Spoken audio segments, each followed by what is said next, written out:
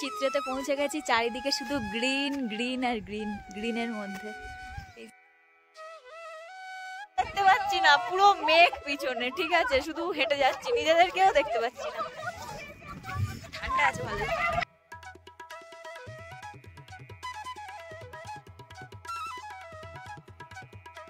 ঘড়ির কাঁটায় তখন বেলা 11টা।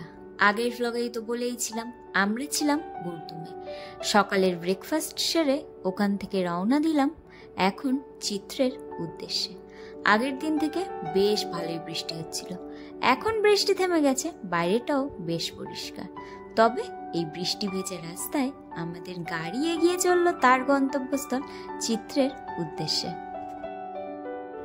চিত্রে উত্তরবঙ্গের ছোট্ট একটি গ্রাম, যেটি ভারত নেপাল সীমান্তে রয়েছে। মানিভঞ্জন থেকে মাত্র 3 কিলোমিটার দূরে সান্দাকাফু যাওয়ার রাস্তায় এটি পড়ে। ছোট্ট একটি গ্রাম চিত্রে, যেখান থেকে আমাদের স্লিপিং বুদ্ধের খুবই সুন্দর দেখা মেলে।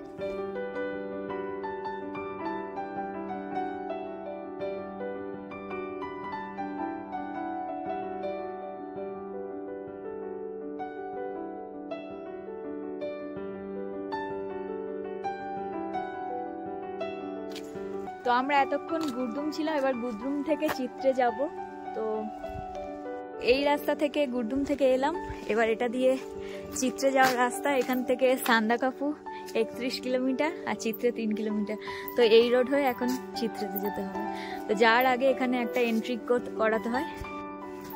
তো এখানে একটা 20 টাকা করে এন্ট্রি করতে হয় পার পার্সন। তো এন্ট্রি করলাম, এবার এখান থেকে আমরা যাব চিত্রেতে, যেটা আর 3 কিলোমিটার, আর সান্দাকাফু গেলে 31 কিলোমিটার। গুরদুম হয়ে যারা চিত্রে আসেন বেশিরভাগ জনই পায়ে হেঁটে ট্রেক করেই আসে, যে জার্নিটা একটু কষ্টকর হলেও খুবই সুন্দর, উপভোগ করার মতো। তবে আমরা এই বর্ষাকালে গেছিলাম, তাই ট্রেকিং এর রিস্কটা আর নিইনি। হোমস্টে থেকে একটা গাড়ি আমাদের ছেড়ে দিয়ে এসেছিল চিত্রেতে, ভাড়া নিয়েছিল 1100 টাকা।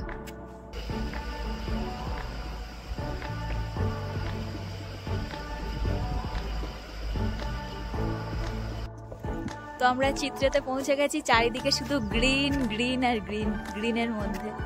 এই যে চিত্রে এসে পৌঁছালাম, অপূর্ব সুন্দর, পুরো পাহাড়টা যেন সবুজ কার্পেটে ঢেকে রয়েছে।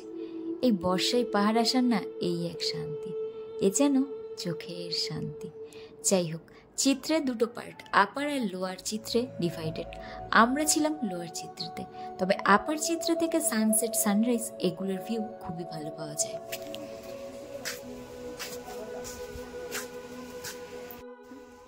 তো আমাদের এই হোমস্টেটা হক্স নেস্ট, এটা চিত্রের হোমস্টে।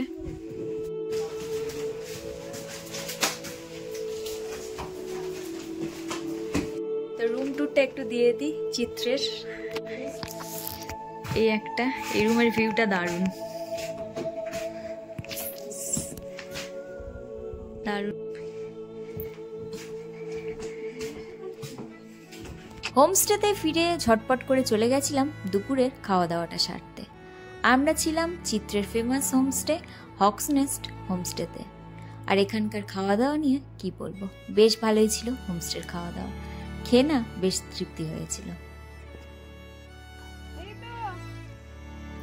লাঞ্চ করে এখন আমরা রেডি হয়েছি, একটু বার হবো। মানে পুরো বাইরেটা দেখলে বোঝা যাচ্ছে মানে পুরো মেঘে ঢাকা, কিচ্ছু দেখা যাচ্ছে না, শুধু মেঘ, মেঘের মধ্যে আমরা, বেশ ঠান্ডা।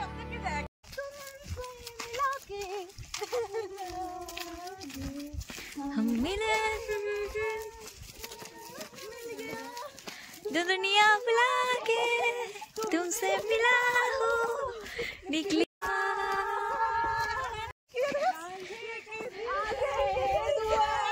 মজা পেয়ে গেছে বাচ্চাগুলো।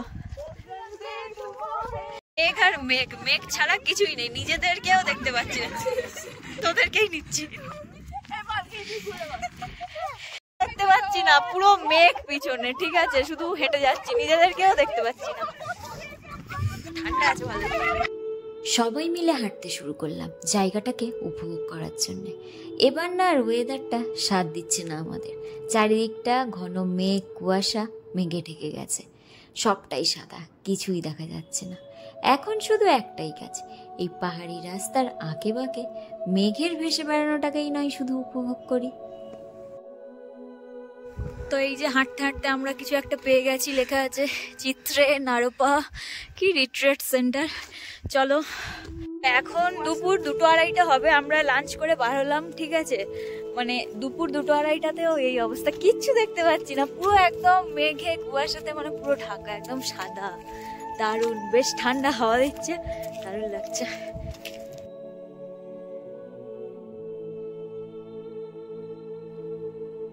হাঁটতে হাঁটতে পৌঁছে গেলাম মোনাস্ট্রিতে, যেটা চিত্রে মোনাস্ট্রি নামেই পরিচিত, আর এটা রয়েছে লোয়ার চিত্রতে।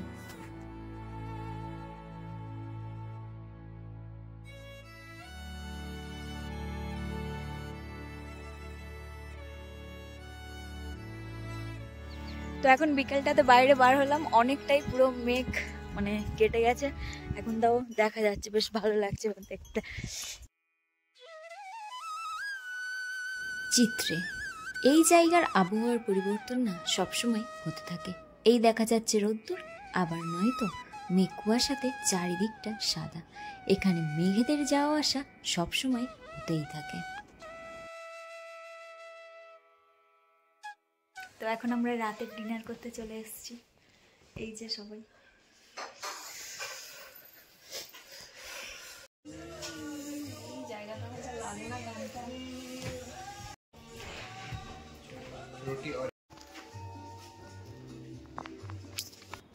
এখন রাতের ডিনারের সময়, রুটি আর চিকেন দিয়ে জমিয়ে খাওয়া দাওয়া করে মনে এক রাশ আশা নিয়ে ঘুমাতে যাব, কারণ সকালে উঠে যদি সানরাইজ দেখার সুযোগ পাওয়া যায়।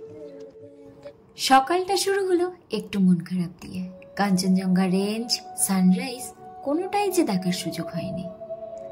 রাত্রি থেকে প্রচন্ড বৃষ্টি হচ্ছে, রুমের বাইরে পর্যন্ত যেতে পারছি না। কি করব, মেনে নিলাম সবটা। বাড়ি থেকে এই এত হাজার হাজার কিলোমিটার দূরে পাহাড়ের এই হোমস্টেতে থাকার সুযোগ পেয়েছি, এটুকুই তখন অনেক মনে হচ্ছিল। এটুকুই বা পাই কজন। সকালে ঘুম থেকে উঠে হাতে চায়ের কাপ নিয়ে ব্যালকনিতে যখন দাঁড়িয়ে আছি, বাইরে দেখছি আর এই বৃষ্টির জলগুলো যখন হালকা হালকা গায়ে এসে লাগছে, ওটুকুই অদ্ভুত ভালো লাগছিল। সবকিছু নয় নাই বা পেলাম দেখতে, বাট এই মুহূর্তগুলো তো পেয়েছি, এগুলোই নয় প্রাপ্তি হিসাবে থেকে যাক। সকালের ভিউটা একটু দেখিয়ে দিই।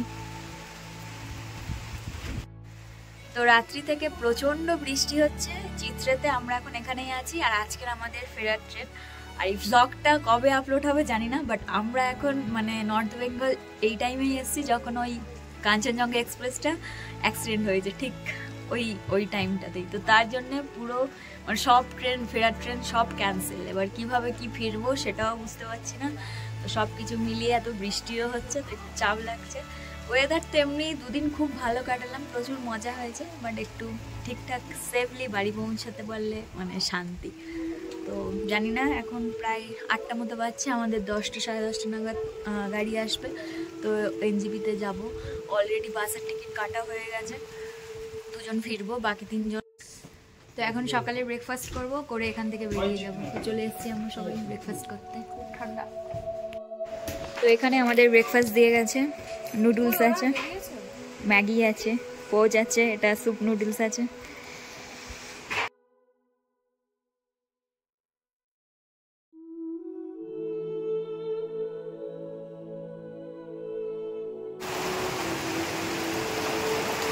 ফাইনালি বাই বাই চিত্রে, আমাদের গাড়ি চলে এসছে, এবার বেরিয়ে যাচ্ছি। বাইরে তো প্রচন্ড বৃষ্টি হচ্ছে, চলো ঠিকঠাক যাওয়া যেতে পারলেই হবে। চিত্রেকে বিদায় জানিয়ে এবার আমাদের ফেরার পালা। হ্যাঁ, স্লিপিং বোথার দেখা হয়তো মেলেনি এই বৃষ্টির কারণে, কিন্তু যতটুকু যা পেয়েছি ওটুকুই এনাফ। যাই হোক, আমরা এবার আস্তে আস্তে পাহাড় থেকে নিচের দিকে নামতে শুরু করলাম। এদিকে মনে মনে রয়েছে ভারী চিন্তা, কারণ ফেরার ট্রেন যে ক্যান্সেল, তার উপর হচ্ছে এই প্রচন্ড বৃষ্টি, পাহাড়ি রাস্তা, সবকিছু মিলিয়ে একটু টেনশন লাগছে। যাই হোক, ফাইনালি আমরা পাহাড় থেকে সমতলে নেমে এলাম।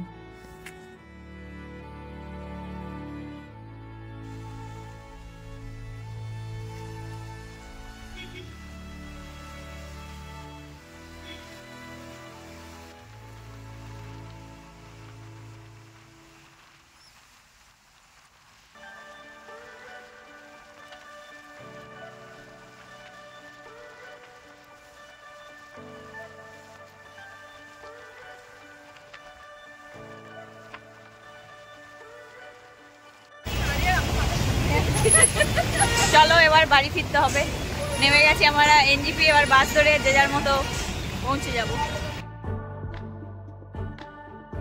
তো ফাইনালি আমরা বাসে যাচ্ছি, বাসের টিকিট, ট্রেন তো ক্যান্সেল হয়ে গেল, তো আমরা বাসে করে এবার যাবো। তো এক্সপ্রেস লাইন থেকে গেছি আমরা, ফাইনালি বাড়ি ফিরতে পারছি।